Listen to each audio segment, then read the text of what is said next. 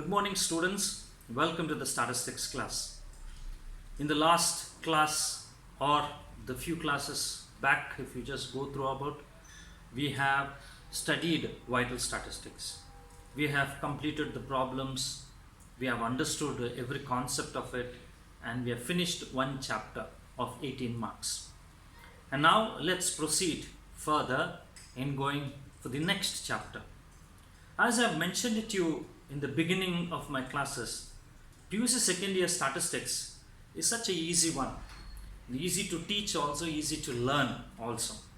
And now I won't go for the next chapter, students, the second chapter, that is index number. It is a little lengthy one. So I will go for the next little smaller chapter, which is called as a time series. The third chapter I teach you today. Okay, time series is the third chapter. That's what is written here, heading, it's unit number 3, a time series. The reason is, by the time we finish off this lockdown or the online, I think this chapter also will get over. But then after that, you can start with in the real classroom, the third chapter, which is index number. Okay, so let's start learning what is time series. Let's understand how this came into effect, why this is essential for us to learn, why this time series is essential for us to understand and learn. Okay, so then when you know the purpose of it, when you know the concept behind it, I think it will be very easy for you to analyze and understand what you need to do and how you can solve the problems. Okay, right. In today's world, students, in today's world, most of the economists and businessmen have their task cut out. What is their task? The task is all about understanding how the future is. What would be the future? What would be the future of my business? What would be the economy, right, of India or economy of Karnataka or whatever it is? It's all about, it's all about predictions. It's all about understanding it, and it's all about taking decisions so that you will be well balanced, so that your business will flourish, you will have profits, and the economy also will not go down. So everybody's task is this, right, to know what is going to be in the future. For that sake, what these economists or the businessmen will do is, they should have some data behind. They should have some set of data behind. Only when they have some set of data behind, then only they can decide what they can do in the future. And that data is all about their past business. It may be whatever business they have done in all the past 5 years or 10 years. They should have a data about that, or how the economy was there in the past few years. That also, the data should be there. Okay, once they see the data, understand the data, then they will be able to predict what would be in the future, and based on the prediction they will take decisions. This is why time series, right, is very much important. Now, what is this time series? The data what they have collected about the past, the data what they have collected about their behavior of their sales, it may be about their profits, it may be about whatever right activity they were doing in their business, right, whatever data they have in the past, that data is what we call it as time series, students. Okay, so when we have the data, then they will study the data. The businessman will study the data, then the economist will study the data. They'll study and they will predict what can it be based on their predictions. Okay, this was the past, the future may be like this. So when they predict the future, based on the predictions, they will also take some decisions how to go about in it, right, to increase it, to increase the business, or to flourish the business, to make more profits in the business, okay, to improve the economy of the country. All these decisions they will start taking. So that is the reason why this time series is very much essential for economists, businessmen, industrialists, and all the people in the planning. I am telling this is one of the important concepts. Now, what is this time series? I said past, record. Okay. Now take a particular business, students. Take any particular business. Say you think about a garment showroom, a ready-made garment showroom. He has established his business in the year 2008 or 9 or maybe 2010. You take it as 2010. So he established the business in the year 2010 with some investments, and based on that investments, let's take the record about his profits. Okay, about his profits, right? In rupees. In rupees. I can say in crores of rupees. In crores of rupees. Let's start with this year. The first year is 2010. He started his business, and when he started this business, he got somewhere around 5 crores as profit. Then 2011, somewhere around 7 crores. 2012, he got 6 crores profit. 2013, he got somewhere around 10 crores as profit. 2014, he got something around, right, again some 10 crores profit. 2015, he got around 9 crores profit. This is what we could see.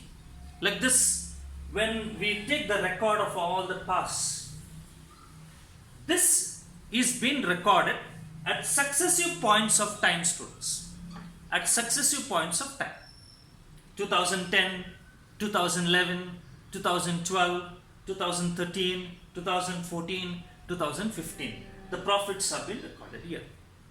So when we see this type of a data arranged chronologically, statistical data arranged chronologically is called time series.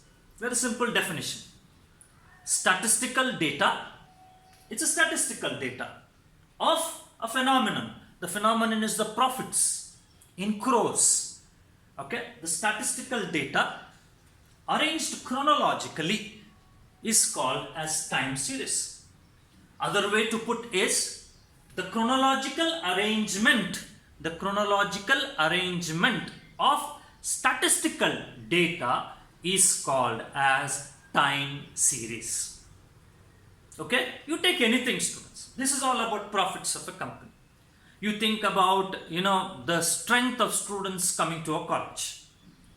From the past 5 years, if you see how the number of students have increased or decreased over the years, every academic year, you can see that also is all about data arranged chronologically. So that data also can be called as time series data. If you speak about a batsman, in the past 10 innings, how his scores would be, right? In the past 10 matches, if you can start, 10 matches, okay, from the month of January onward, he played around, right, so many matches. In that, you just take 10 matches date wise, and when you record his scoring according to the date, and when we arrange the data according to that is called statistical data arranged in chronological order, and that is called time series. So time series of profits, time series of student strength, time series of runs scored, time series of the GDP of India, all that, when we call it, right, it is what we take that to be as chronological arrangement of the data, and that is hashtag called as time series. Okay, so with this, students, with the data in hand for them, I have taken only 2015, 2016, 17, 18, 19, 20 also you can take, and we can think about predicting for 2021. So using this data, they will analyze, they will study how the behavior of the variable is, how the behavior of the profits were. They will study, mathematically they study. Okay, increase or decrease, they will understand. Over the years, whether the data is increased, whether profits have increased or decreased is what they will analyze. Based on this analysis, they will predict for the future. They will predict for the future. They will tell it for the future. Munde nagutte in the future what it will happen. So based on that predictions what they give, based on the estimates what they give, the decisions will be taken, right? What would be the decisions? The decision is whether to increase the business, whether to close down the business. This is what all these business people will be trying to do it. Okay, so that is the reason why this is what we need to analyze and study. Time series. Time series is a chronological arrangement of statistical data. Okay, or the other way, if you put it in another textbook, it has been said as a series of observation, recorded at successive points of time is called as time series. A series of observation recorded at successive points of time is called as time series. Okay, right. Now when we speak about the time series, you see in the time series there are so many values are there, and each of the value is different from the other. Yes or no? Right? Each of the value is different from the other. Now why it has been different from the other is just because there are various factors involved in it. Okay, right. Before letting us know, or before me teaching you about those factors, why there would be so much change in the data, let us understand what are the uses of this time series. Okay, and let's understand that. Now in grammar, we have three tenses: past tense, present tense, and future tense. Is it right? Past tense, present tense, and future tense. So on that basis only I will explain to you about the uses.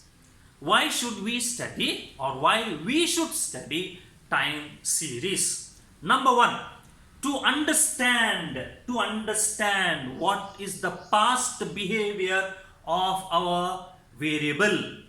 What is happening in the past 10 years? What has happened about the business in the past 10 years? To understand that, we have to take the help of time series. Number one, I said past behavior. You remember this word, past behavior. Okay, number one, what it is? To understand the past behavior of the variable. Second, what I said is present tense. To understand what is the present situation, 2020 we are in. In 2020, what is the variable, what is the behavior of the variable, we have to understand. To also understand the current situation, the present behavior or the present situation, how it is with regard to the variable, we have to understand. Okay, and the third one, what is the third thing that I said? Is to predict. Is to predict, or we said future. Is it right? Future is all about what? Predictions. So first one is to understand the past behavior. Second one is to know the existing, the present situation of the business. And the third thing is to predict for the future. To predict for the future, we have to study this time series analysis. Not only that, the last fourth one added to it is to compare. To compare between two companies, it may be, or between their own sister concerns, it may be, or to even compare about their year wise. It is very much useful for them to have this data. So time series have this whole use. These are the uses of time series. One is to know the past behavior. Number two, to know the present situation. Number three, to predict for the future. And the fourth one is to compare. Okay? Thank you, students. We'll meet in the next class.